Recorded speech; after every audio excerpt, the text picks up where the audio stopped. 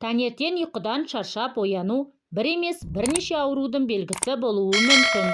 Көпшілігіміз қанша сағат ұйықтасақ та ұйқымыз қанбай, дел-сал күй кешетініміз жасырын емес.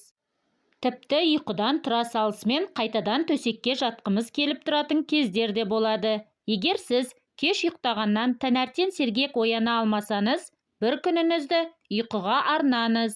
Өйткені ұйқының қанбауы жүйке, жүрек ауруларына әкеледі. Ал егер тұрақты уақытта жатып, тыңғылықты 8 сағат ұйықтасаңыз да ұйқыңыз қанбай жүрген болса, онда мына дерттің басталғанын білдіреді. Оған қоса, таңғы ұйқыдан шаршап оянсаңыз, немесе мына белгілерді байқасаңыз, кереуеттен тұрғанда басыңыз айналса, аузыңыз құрғаса, бұлшық еттеріңіз ауырса, ішіңіздің айналасы бүрсе, аяғыңыздың сіңірі тартылса, қан қысымыңыз түсіп кетсе, көзіңіз құрғаса, онда мына ауруларды анықтап емделу керек. Дәрігерлер оянғаннан кейінгі алғашқы сағаттар ең қауіпті екенін айтады. Өйткені қан қысымының төмендеуінен адам есінен танып қалуы мүмкін.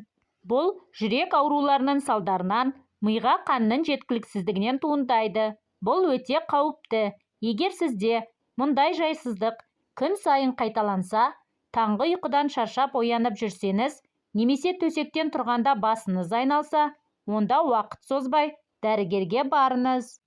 Қалқанша безге гипотиреоз деген гормон жетіспесе, ұйқының дұрыс қанбауына әкеледі екен. Оған қоса, тап осы гормонның жеткіліксіздігі барлық ағзаның жұмысына кері әсерін тигізеді. Соның ішінде зат алмасуды бұзып, жұмыс істеу қабілетін төмендетеді. Бұл бойымызды балбыратып, енжарлыққа келеді. Өзіңізді әлсіз сезініп, таң атысымен-ақ шаршай бастайсыз. Депрессияға түсу алдымен тыныштығыңызды бұзады. Әсіресе ұйқыңыз өзгеріп, мазасыз күй кешесіз. Көзіңіз ұйықтаса да, миыңыз бен санаңызға тыным болмайды. Депрессияға түскенде адамның бұлшық еті ауырады. Қатты шаршайсыз. Бойыңызды үрей мен қорқыныш билейді. Себепсіз қайғыға салынасыз. Тамақтану мәзірі мен диетада ұйқының бұзылуына келеді. Жалпы аурудың астан екенін ескерсек, дұрыс тамақтану арқылы кез келген ауруға ем табамыз, ал бұрыс тамақпен кез келген ауруға шалдығамыз. Сондықтан да тамақтану мәзіріне ерекше көңіл бөлген жөн. Диетаны да тым ұзақ уақыт ұстауға болмайтынын ескеріңіз. Дұрыс тамақтанбау асқазанның, ішектің, мидың және жүрек соғысының бұзылуына келеді. Егер ағзаға натрий мен калий элементі жеткілікті түрде түспесе, онда жүрек ауруына шалдығуыңыз ғажап емес. Қан аздықтың бірнеше түрі бар. Ал ұйқының қанбауына немесе ұйқыдан шаршап оянуға эритроциттер мен гемоглобиннің өз деңгейінен төмен болуы себеп болады. Бұл екі заттың аздығы денені оттегімен өз деңгейінде қамти алмайды. Салдарынан бойыңыздағы қуат жоғалады да, созылмалы шаршау билен алады. Егер сіз тез шаршап қалатын болсаңыз, онда қандағы гемоглобиннің деңгейін көтеру керек.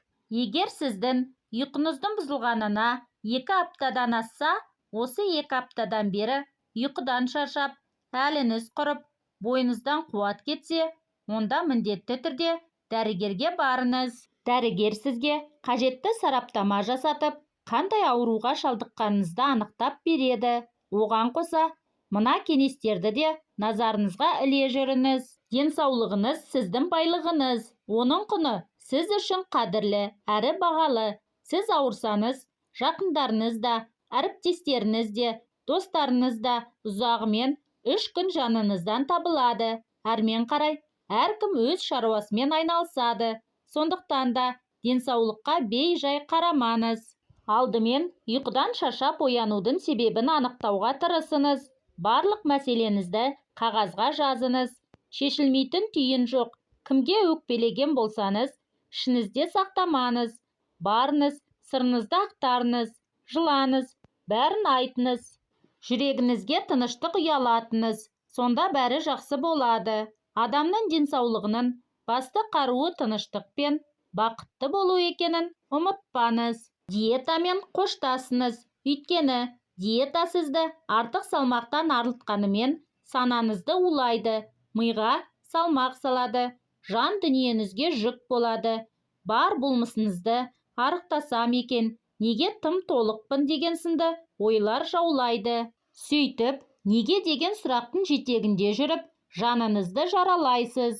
Таңғы асты тастамаңыз, бұл сізге күш-қуат береді, күні бойы сергек әрі көңілді жүруге септігін тигізеді.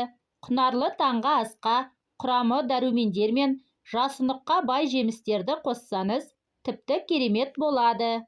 Бір стақан сүттің орнына сұлы ботқасын жеңіз, алманы қабығымен жеуге әдеттеніңіз.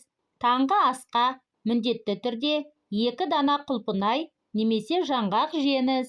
Мак қосылған тұнба ішіңіз. Бұл сусын сізге күш-қуат береді әрі денсаулығыңызды нығайтады. Мактың орнына адам тамыр, женьшень немесе зімбір тұнбасын қолдануға болады. Кесте әзірленіз, оған күн тәртібін енгізсеңіз және қатаң орындауға әрекет етіңіз. Мәселен, бір уақытта тамақтануға, 8 сағаттан артық не кем ұйықтамауға, күніне кем дегенде жарты сағат серуендеуге дағдыланыңыз. Жұмысыңыз қанша қауырт болса да, өзіңізге, денсаулығыңызға, сұлулыққа көңіл бөлуге асығыңыз. Өйткені денсаулық басты байлығымыз екенін ұмытпаңыз.